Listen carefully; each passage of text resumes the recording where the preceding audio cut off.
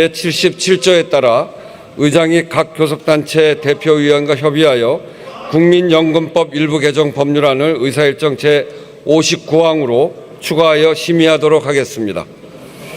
의사일정 제59항 국민연금법 일부 개정 법률안을 상정합니다. 보건복지위원회 이수진 의원 나오셔서 심사 보고해 주시기 바랍니다.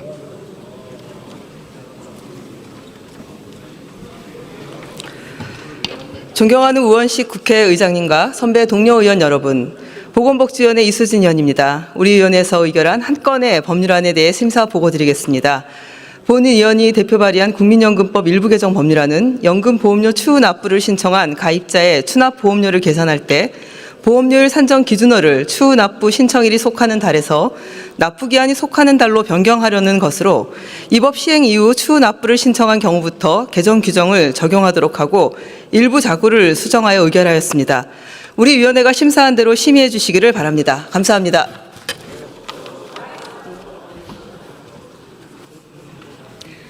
이수진 의원 수고하셨습니다. 그러면 국민연금법 일부 개정 법률안을 의결하도록 하겠습니다. 투표해 주시기 바랍니다.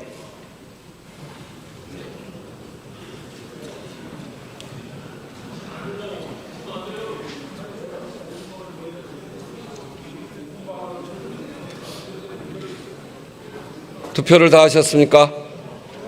그러면 투표를 마치겠습니다.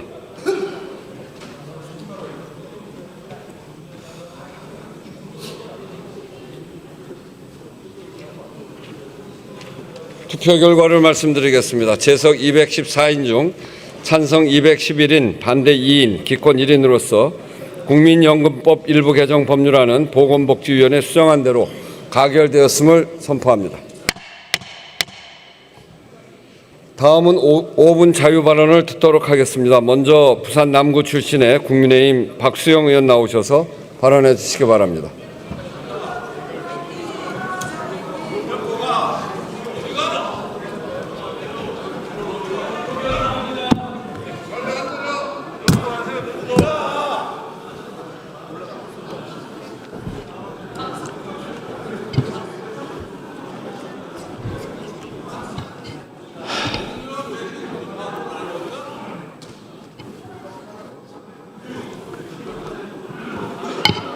존경하는 국민 여러분, 국회의장님, 그리고 선배 동료 의원 여러분, 부산 남구 출신 박수영 의원입니다.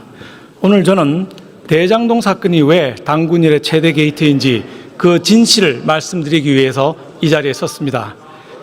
지난 2021년 9월 14일 이재명 당시 경기도지사는 기자회견에서 대장동 사업을 두고 사실 이 설계는 제가 한 겁니다라고 자백을 했습니다.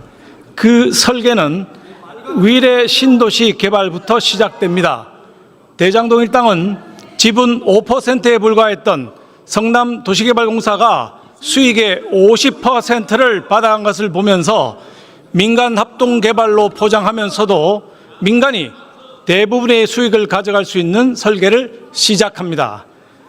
민간 사업자들은 도계공 사장을 중도에 사퇴시키는 무리수를 두면서까지 대장동 사업 구조를 바꿉니다.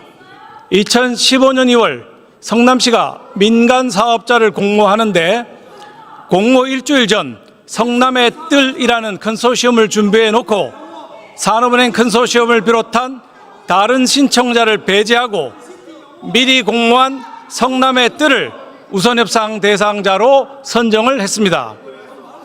성남의 뜰 지분 구성을 보면 성남도시개발공사가 50% 플러스 한 주를 갖고 나머지를 금융사들과 화천대유 그리고 대장동 일당의 천하동인이 나누어 가진 구조입니다.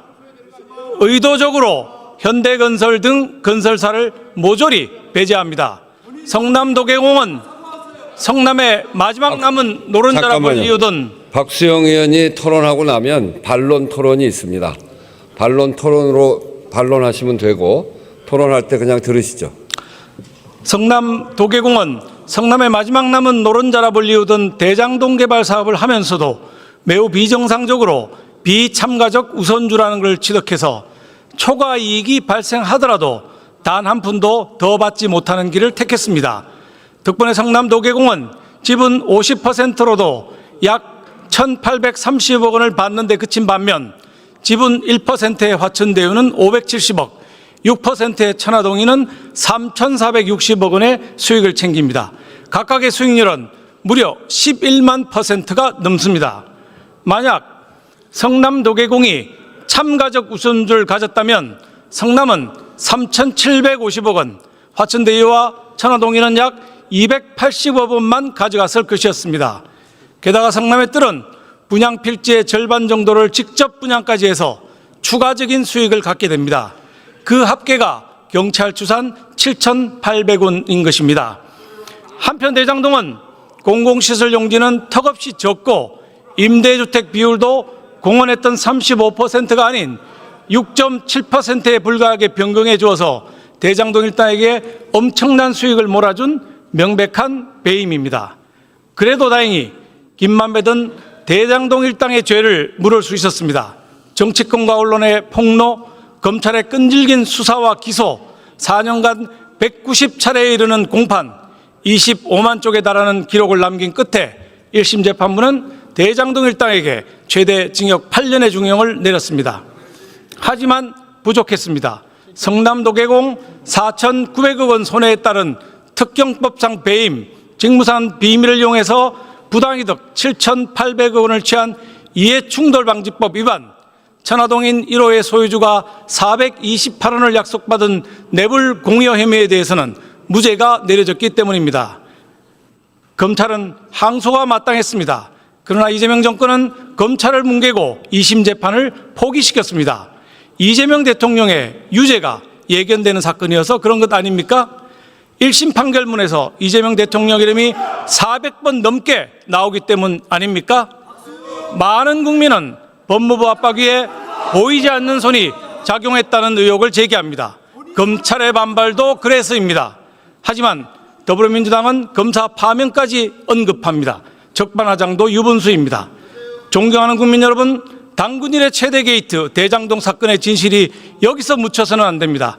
끝까지 파고들어 저수지는 어디인지, 얼마나 많이 저장되어 있는지, 설계자는 어떤 역할을 했는지 낱낱이 밝히고 7,400억 원도 국민에게 되돌려 드려야 합니다. 이를 위해 우리 국민의힘은 국정조사와 특검 등 수당 방법 가리지 않고 끝까지 싸워나갈 것입니다. 이것이 바로 정의이고 이것이 바로 공정입니다. 감사합니다.